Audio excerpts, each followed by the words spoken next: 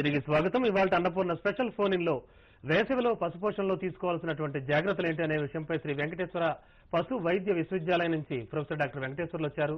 మన టీపీ స్టూడియోలో ఉన్నారు. రైతులంతా కూడా మీ సందేహాలు మేము కాల్ చేసే ఫోన్ నెంబర్లు చూసి మీ సందేహం నివృత్తి చేసుకోవచ్చు. సార్, మనకి కృష్ణా జిల్లా నుంచి శివారెడ్డి అని ఒక ఆయన లైన్ లో ఉన్నారు, మాట్లాడదాం. హలో, నమస్తే అండి. శివారెడ్డి గారు నమస్తే, అడగండి. డాక్టర్ గారు చెప్పండి. నమస్తే. ఇప్పుడు మాది ఒంగోలు జాతి ఆవు అండి. ఓకే సార్ చెప్పండి. ఒంగోలు జాతి ఆవు తొలిసూరుది. ఓకే 5 నెలలు చూడండి. ఇప్పుడు ఓకే ఈ తెల్ల తీగలేస్తుందండి.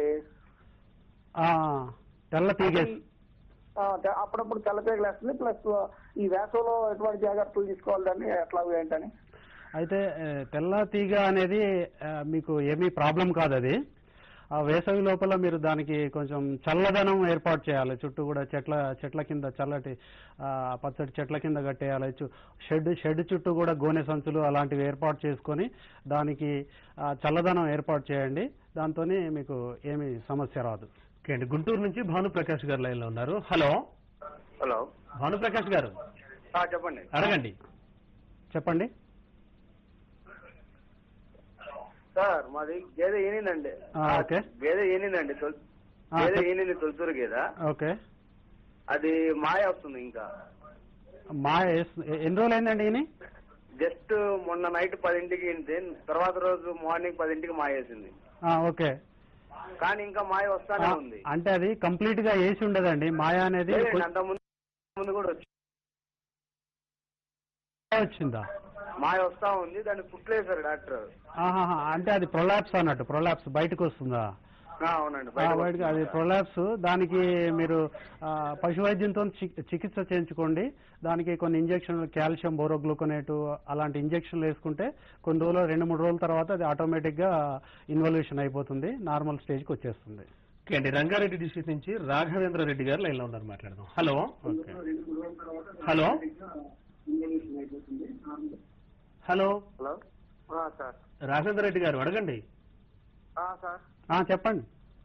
అది మావులు మళ్ళీ 20 days కు వేస్తున్నాం కదా సార్. 7 days దాకా మళ్ళీ 10 days తర్వాత వస్తున్నాయి సార్. ఎదకొస్తున్నాయా?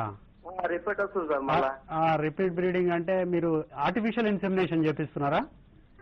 అవును సార్, మా ఇక్కడ బయట సంస్థ నుంచి వస్తాడు. ఒకసారి మీరు లోకల్ గా ఉన్న ఆబోత్తోని కూడా దాటిచ్చి చూడండి. ఆబోత్తోని కూడా దాటిచ్చి చూస్తే కూడా కట్టకపోతే అప్పుడు లోపల ఏమైనా గర్భాశయంలో ఏమైనా జబ్బులు ఉండి ఉంటాయి. దాన్ని సమీప పశు వైద్యుని దగ్గరికి తీసుకెళ్లేసి మీరు చికిత్స చేయించుకుంటే తప్పకుండా అది మళ్ళీ ఎదకొస్తుంది, కట్టు నిలుస్తుంది. ఓకే అండి. సాధారణంగా చూస్తే వేసవిలో ఈ వేసవి ఎఫెక్ట్, ఎండల ఎఫెక్ట్ గురైన పశువుని ఎలా గుర్తిస్తాడు రైతు? ఎలా గుర్తించాలంటారు? అంటే ప్రాథమికంగా దాన్ని చూస్తే మనకు ఫిజికల్ గానే తెలుస్తుంది. ఫిజికల్ గా అంటే అది ఒక చోట నిలబడి ఉంటుంది, డల్ గా ఉంటుంది. అట్లానే దాని యొక్క రెస్పిరేషన్, శ్వాస రేట్ ఒకటి చాలా ఎక్కువగా ఉంటుంది. ప్లస్ దాని ప్యాంటింగ్ అంటారు. ఎండ ఎక్కువగా ఉన్నప్పుడు, హీట్ స్ట్రెస్ లో ఉన్నప్పుడు యానిమల్ నోటి ద్వారా శ్వాస తీసుకుంటుంది.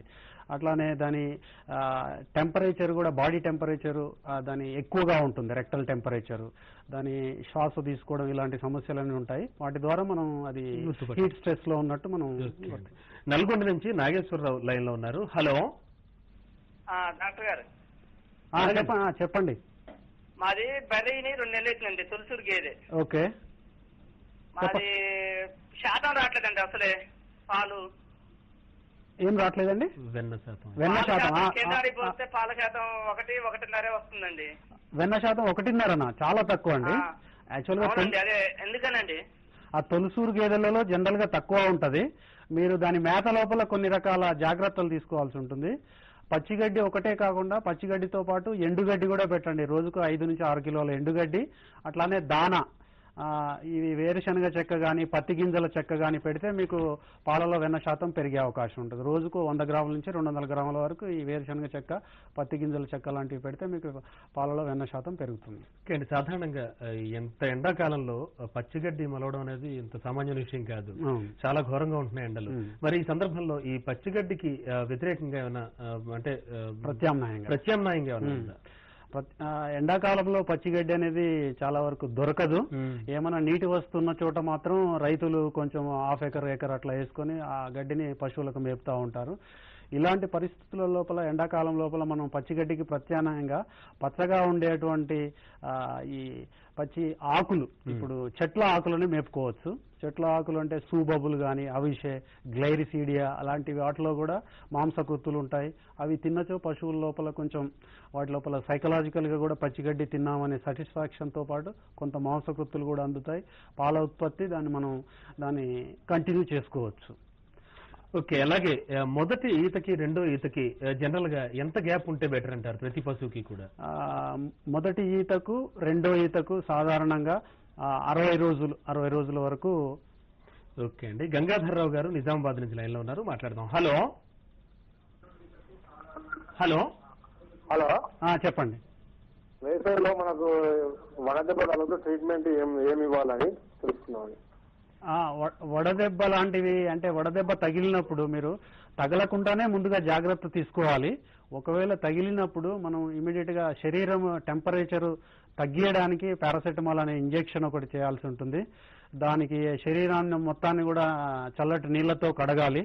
అట్లనే తల మీద, మెడ మీద, శరీరం అంతా కూడా చల్లటి నీళ్ళతో రోజుకు 2-3 సార్లు కడుగుతూ మనం రక్తం లోపలికి గ్లూకోజ్, డెక్స్ట్రోజ్ ఇంజెక్షన్స్ ఇస్తే అది నార్మల్ స్టేజ్కి వచ్చే అవకాశం ఉంటుంది. అంటే ఇందాక మీరు చెప్పిన కారణాలు ఉన్నాయి కదా, వేసవి తాపానికి గురైంది అని తెలిసినప్పుడు ఇవన్నీ చేస్తే కొంచెం స్వాంతనం చెందొచ్చు. నార్మల్. ఓకే అండి, వినోద్ రంగారెడ్డి డిస్ట్రిక్ట్ నుంచి లైన్ లో ఉన్నారు, మాట్లాడదాం. హలో హలో, వినోద్ గారు. హలో, చెప్పండి వినోద్ గారు. సార్, అది మన ఇక్కడ కొంతమంది డైరీ ఫామ్ వాళ్ళు ఓకే ఈ హోటల్లో మిగిలిపోయిన బిర్యానీ, అన్నము, ఇడ్లీలు, పప్పు, సాంబారు తినిపిస్తున్నారు. దానివల్ల మనకు పాలు ఇచ్చే గేదెలు అవి. దానివల్ల పాలు వాడచ్చా? కొంచెం రకమైన వాసన, పెరుగు కూడా స్మెల్ వస్తుంది. అది ఏం చేయాలంటే మీరు అలాంటివి పెట్టకూడదండి. యాక్చువల్ గా పశువులకు అవి ఏమవుతుందంటే అజీర్తి అయ్యే అవకాశం ఉంటుంది.